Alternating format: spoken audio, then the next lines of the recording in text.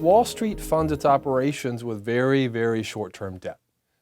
So this is debt that matures in a single day.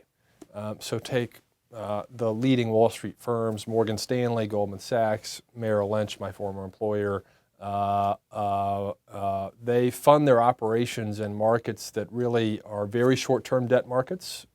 So the debt matures every day and they continuously have to roll it over. You know, this funding model is really a creature of the last 25 or 30 years. So, in the past, securities firms financed their operations quite differently. They had a lot less debt in the first place, but more importantly, that debt was longer term. And I have no problem with a securities firm that finances itself with debt that matures in a year or more. It's when you get to the stuff that's rolling over every week or overnight that this problem of runs and panics emerges. And that's really what we ought to be trying to prevent.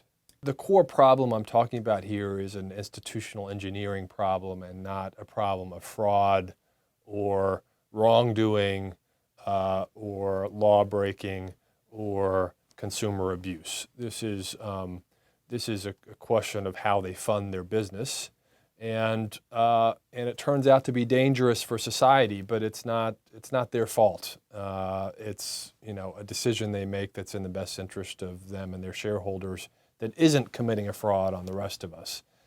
Nevertheless, we should be very concerned about it, and I think we should have a better regulatory regime for this problem.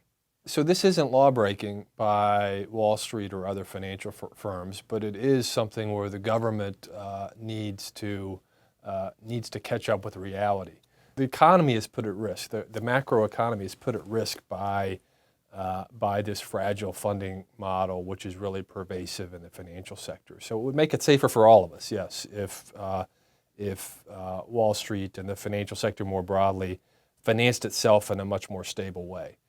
I'm arguing for something that A, is fairly simple and understandable. It could be coupled with a very dramatic scaling back of other forms of financial stability regulation. So I think large components of the financial sector would find this to be a desirable direction in which to move. So just like any reform, it would have some enemies and it would have some friends. Realistically, it's possible it would take another crisis before anything like this is possible.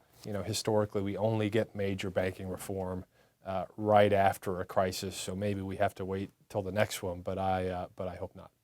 I say in the book that my program is conservative, and it is conservative in the sense that I want to use institutional structures and techniques that we've been using for many decades to deal with deposits and say that those should also be applied to these other forms of money creation.